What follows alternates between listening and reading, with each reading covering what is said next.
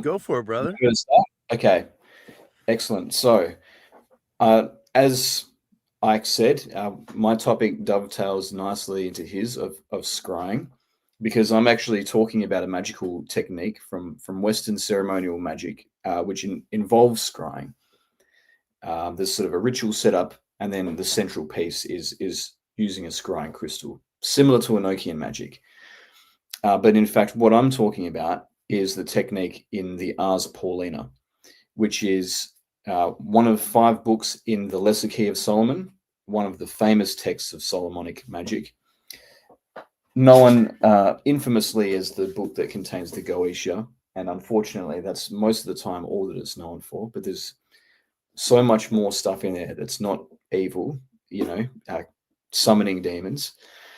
There's evil spirits in the Goetia, but there's some of the Lesser Key of Solomon deals with mixed good and evil, or good spirits, and so we're focusing on the good today. So people asked me in the previous Synaxis about my editions of the Greater and Lesser Key of Solomon, what translations that I refer to, which is part of my motivation for looking into this more deeply, because I feel like I didn't answer it as well as I could have, because it's been a few years since I've looked seriously at this stuff. Most of my practice these days, spiritual practices, to do with the work on oneself. So some of my grimoires are gathering dust, but I did have a look at the translations. The Greater Key of Solomon was the Mather's translation version of that book, the one that I have, and the Lesser Key of Solomon that I'm referring to is this one. It's the Joseph Peterson edit of the Lesser Key of Solomon, and it's based on a number of different manuscripts. It's too much detail for me to go into now, but that's the volume that I'm using, and so let's get straight into it. There's a couple of things that I'll note about that as we go on, but so just where was I? Okay, so we're talking about the Lesser Key of Solomon, the different parts of it, and then the Ars Paulina is the 3rd book of the Lesser Key of Solomon. And there's 2 parts of the Ars Paulina, or the Art Pauline of King Solomon, as it's also called. And so the first part is about contacting angels of the hours of the day and night, and there's different talismans for doing that. And then the second part is about establishing contact with one's natal angel, or at least one of the natal angels that you can find. Agrippa gives a different technique for finding a natal angel to what's in the Ars Paulina. But the second operation, contacting one's natal angel, is what I'm going to be talking about. So there's this idea, in Western ceremonial magic, through people such as Agrippa, that we have a personal angel, a personal daemon, if you will, who's represents our higher spiritual genius in some way, that we can contact and get information from for our spiritual development. And astrology is one method for finding that daemon, because the stars represent the heavenly influences, and the different placements of our chart represent the specific influences on our life. That's basically the theory behind it. And so I want to make a note about this quickly, because this sounds similar to the idea of the holy guardian angel, but I want to actually argue that it's not. And one feature of this particular version of the Lesser Key of Solomon is that in the conjuration that I'll be going through, it describes it as the conjuration of the holy guardian angel. But actually, different manuscripts simply call it the prayer. So I'm not exactly sure where that comes from. I've got to do a bit of a deep dive into how that got associated with the holy guardian angel. But I think that this is a different idea to the holy guardian angel. The holy guardian angel, as we understand it from the Book of Abramelin, for example, is much more above astrological influences. It's a much more pure heavenly kind of daemon, if you will. Whereas this is to do with the starry influences. It's not quite as lofty. And actually, the Ars Paulina itself talks about the different types of daemon that we have and the different levels of daemon. And so if we go to the second part, it goes through the three types. Bear with me. Okay, so I'll read directly from the Ars Paulina. The ancient philosophers have taught how a man may know the nature of a genius, whether good or bad, from the influx and aspects of the stars in his geniture. So that's the particular type of spirit we're dealing with here. But it goes on to say, a threefold daemon attends every man. One is his proper keeper, one indeed is holy, the other belongs to his geniture or nativity. The holy daemon proceeds not from the stars, but from a supreme power, even from God, who himself is the president of the daemons, and descends to the rational soul being assigned thereto, and is universal above nature's conception. Daemon here, of course, as the rest of the people on this podcast would know, or this stream simply means a spirit. It doesn't mean a demon. So that's what's being referred to here as well. But the daemon of the birth or geniture, which is also called the genius, this genius doth descend to the birth from the disposition of the stars, their circuits around the world, who are conversant in the generation. And then there's a daemon of the profession or calling of the native.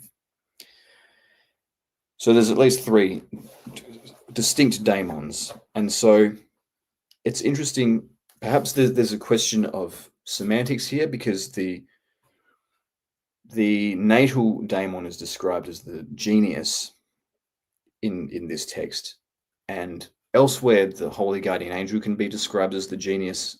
So perhaps there's some terms that get used interchangeably that creates confusion. But I would argue that, yeah, especially since here it says that the holy daemon is above the natal chart, that what we understand from other texts as the holy guardian angel is not what's being dealt with here. So I just wanted to kind of clarify that point. Now, how do we calculate our natal angel according to Ars Paulina? How do we get to work? So the natal angel is calculated according to one's rising sign. So there's two methods for doing this. The first, if you know your specific natal chart to the degree, then you calculate it by the specific degree that rising that you have on your chart. And in my demonstration, I'm going to be using the example of somebody who has a rising sign that is where the ascendant is 14 degrees Taurus. If you don't have that, if you just know your rising sign and nothing else, then you can choose one of 12 angels based on the rising sign alone. But if you do know your specific degree, there's a whole bunch of nifty tables in the Ars Paulina with different angelic names. And so what you do is you find the sign. So, for example, Taurus, and then you find the degree. And then, so 14 degrees Taurus is Varbiel in this case. And what's interesting about this table is that a lot of the names are repeated. So straight off the bat, you can see Varbiel is both 14 degrees Taurus and Gemini, and then Ariel is 12 degrees Cancer and Leo. So it's kind of interesting how it does that. But anyway, so that's how you get the name of your natal angel. Very simple compared to something like Agrippa's method. So once you've got that, and really the main bit of information that you have is your rising sign. And once you have that, the book will allocate you a talisman based on each of the 12 rising signs. So then there's a talisman for you to construct. So for Taurus, this one, front and back, to use to contact your angel. And the way that the talisman is constructed is quite interesting. It's made by mixing different combinations of metals. And I mean, if you're serious about metallurgy, maybe this is something that you can achieve, but it's quite involved. So, for example, here for Taurus, you've got gold.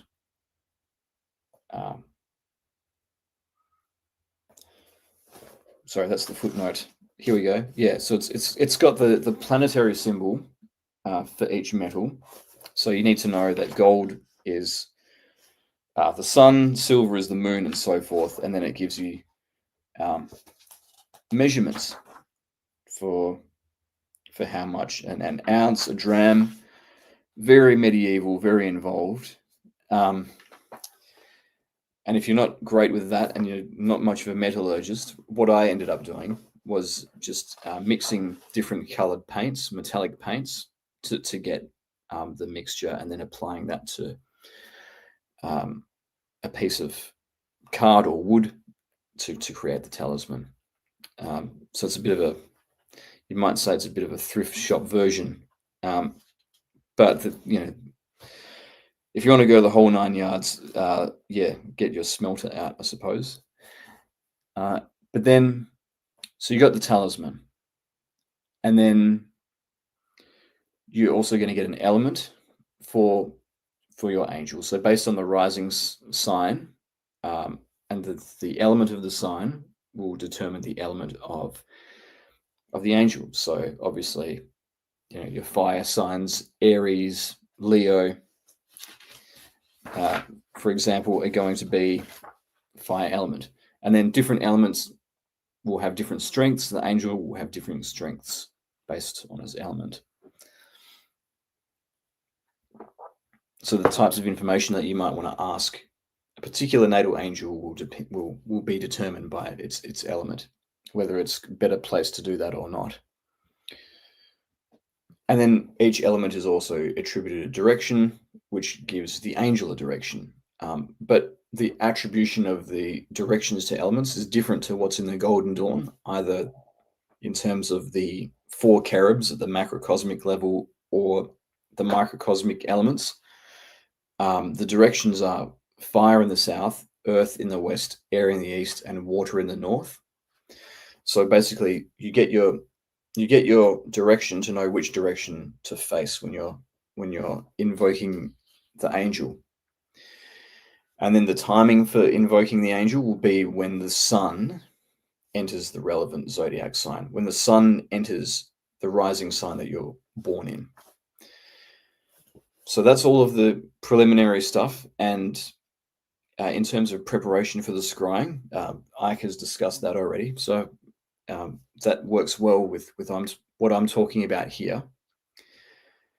And I'll just show you the talisman that I prepared when I did this like 10 years ago or something. It looks like this. That's the one that I prepared. So that's the sort of thing. Presumably, what you need to do with the talisman is put it on a table of practice. It doesn't actually say that in part 2 of the Ars Paulina, but in part 1 of the Ars Paulina, it says to put the talismans you create there on the table of practice. So that's going into the magical container that Ike was talking about. In terms of the actual ritual tools, you need a table that has this design on it of the table of practice, and then a white linen cloth over that, and then the crystal ball on top of that. And when I did this, I made a kind of placemat of sorts to serve as the table of practice. That's how it looks. But I've golden dawnified it a bit by adding the different colors of the planets.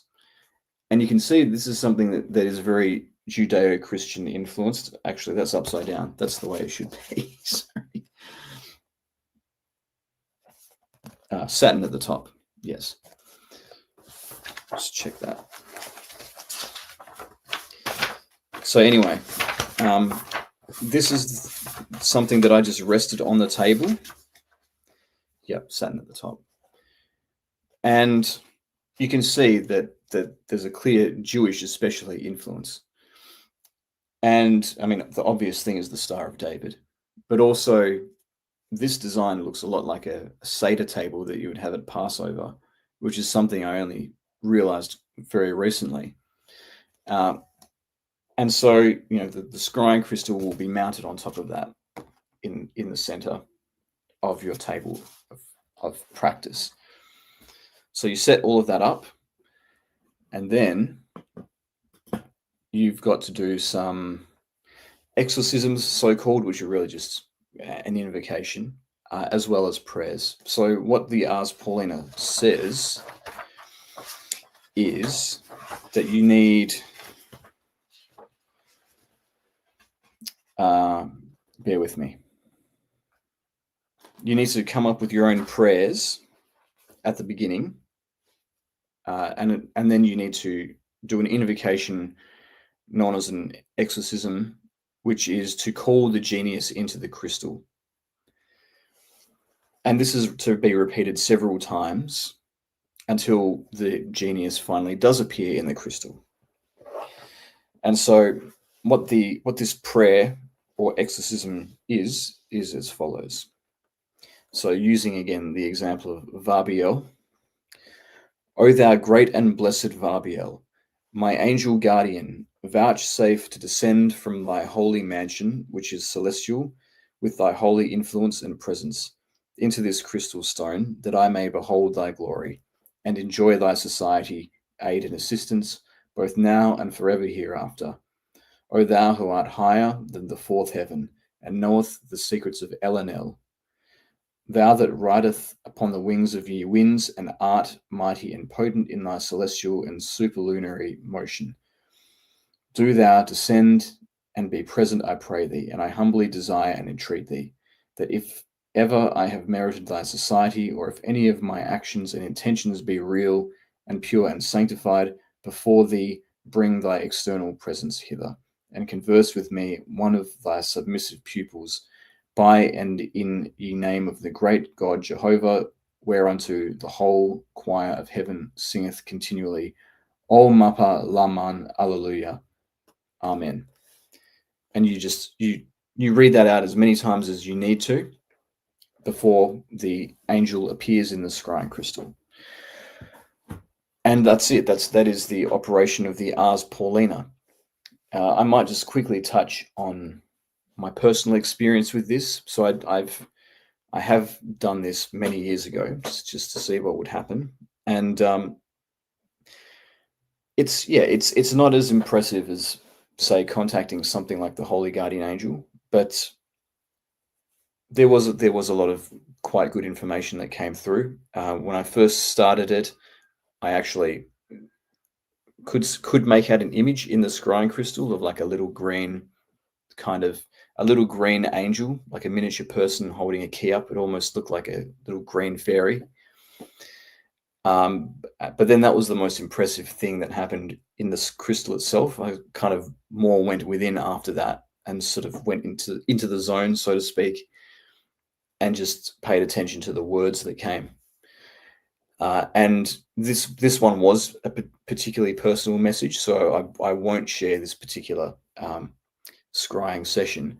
But what I will say is that the angel provided a lot of Kabbalistic keys. So what I mean by that is that there were little words that it gave that were significant, not just in terms of their meaning, but when you look into it, actually, the gematria value of that word, for example, and then it all starts to form a pattern in terms of the symbols that are coming through and the themes that are coming through.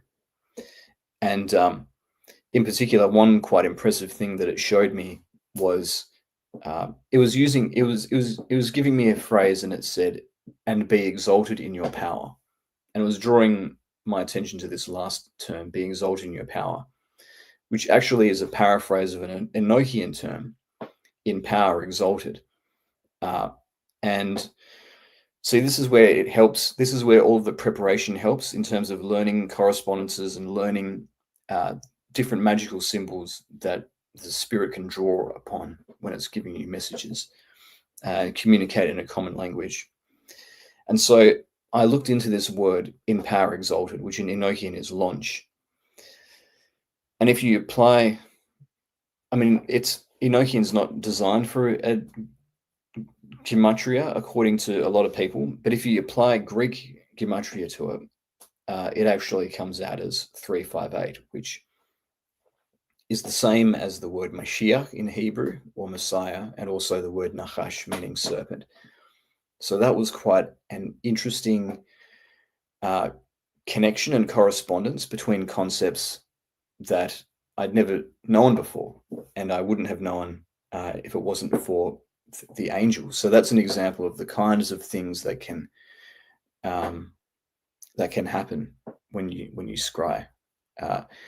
Clearly, and when something like that happens, it's one method of proving that it's not something that comes just from you, because how can you know that those things are connected? So yeah, so it gave me a little riddle, and then so that's an example of scrying, and that's the technique that is used in the Ars Paulina to contact one's natal angel. And that's pretty much everything that I had to talk about on that. I can take questions or comments from the audience now. Yeah, thanks for listening. All right, so that was awesome. Yeah, that was fantastic. It's fantastic. Anybody that has any questions, just put them in the chat or super chat or whatever. I've got a question. Meanwhile, if you don't mind, there was a few questions for Eleftheria. I'll look through them while Sky goes. I just noticed in terms of the elemental orientation in regards to the directions, the northeast, south, and west. What I'm used to is it'd be like air in the east, fire in the south, water in the west, and then earth in the north. Is that like a pretty strict orientation for this particular method, or is there anything you could speak to in regards to that? Yeah, well, it's pretty clear that that it attributes each element to a cardinal point, which is different to either of the Golden Dawn methods. But it only really comes into it when you're facing a direction to contact the angel. So yeah, make of that what you will. But yeah, wasn't it the zodiacal alignments, the elemental alignments you laid out for the Ars Paulina, right? Water in the north, fire in the south, Aries in the south or east. Sorry, I didn't. I thought you when I was listening to you talk, it sounded like the LRH zodiacal alignments, but maybe I misheard you. it's fire in the south, earth in the west. Okay, yeah. So it is in the east, and water in the north. Interesting. Yeah, so it's very strange that they've chosen those, but anyway. Well, I always like to think in terms of, the elements they're all everywhere, right? And we see this in the traditional Enochian tablets, right? And so I often look at it when I'm scrying, and this applies to a lot of things. I often look at it as, what Scott Michael Stenwick would call tuning the space.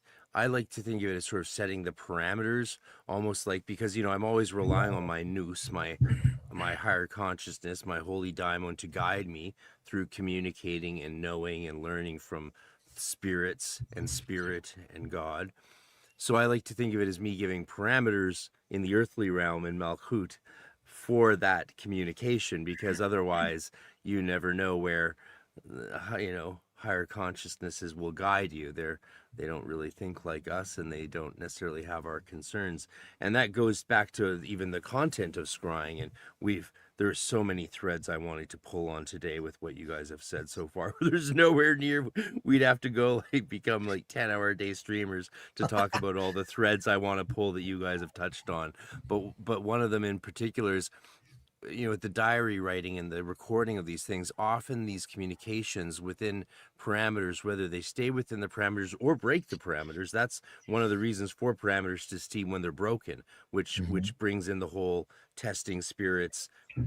Someone, a friend in the chat, occultology, said that the spirits never fail his test. I don't know what to think about that. I would be concerned about that, but we don't have time to get into it. Yeah, we don't really have time to get into it, but we can definitely talk about it in the future. Maybe we'll talk about it at the end. But when they break those parameters, it's interesting. And then recording it down. Every time I sit down and go through my old diaries, especially my training diaries from the 90s, but also my early adept diaries from the 2000s.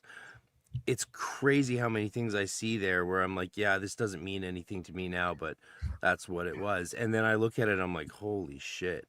Oh my God, I can't believe that this was staring me in the face way back when. The first time as an adept, before I shut down Temple Tahuti, me and my protege, we both set up our big our order's Enochian table. We had a holy table for the order that happened to be sent to us in Vancouver for, I don't know, I think it was political reasons, honestly, unfortunately, that it was sent up to us to piss off another temple. We the first and only time we did a big Enochian operation and summoned Ave, and we looked really deep, farther into our lives to see what would happen. And there was a lot of grim stuff, but we wrote it down, and it was painful to look back. It's always painful to look back on that entry and to see how much of it actually came true, even the stuff that I thought was silly. A lot of it didn't play out exactly as you'd think, but you can see the influences that could have played out if you had made different choices. It's just such an important aspect of the process of parameters of anyway, I'm rambling now. Anyway, one thing that I wanted to say too about the elemental distribution is actually that corresponds to the macrocosmic elemental disposition of the neophyte temple of the Golden Dawn, right? Water's not in the west. In the macrocosmic elements, water's in the north with the stolastes.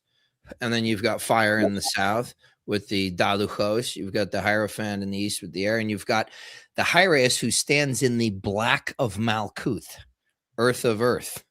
And that has to do actually with we circumambulate, particularly when we open the temple as well, and we want to rise the light. And where do we start? We start from the northeast. Why? Because on a chart, on an astrological chart, that's technically just below the ascendant. And so as we circumambulate, the sun is rising. And now to correspond that to sort of like a cosmogonical cycle, those are the waters of creation.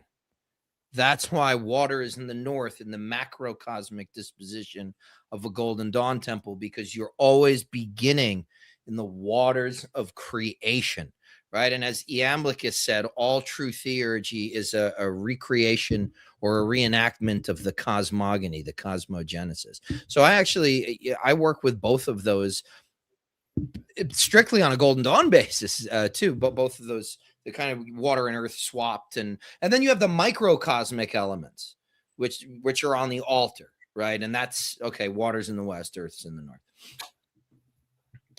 Well, that's really interesting. So then that's pointing us, appropriately enough towards a elemental but macrocosmic kind of framework that we're working within. That the same level as the signs of the zodiac, at least. So that's that's very appropriate, actually. Well, that was a fantastic presentation. I love your delivery, man. Just in general, you got to really. It's just pleasant to listen to you. Well, because you enunciate and you're clear and you're concise and your pacing is just easy to absorb. So very good teaching style. We're at about 10 o'clock, which is good. Actually, for me, I feel like we're making time. I'm here to hang to the end. And then I'm going to go have like a half-hour pipe in my sunroom before I go to bed, smelling like a chimney stack.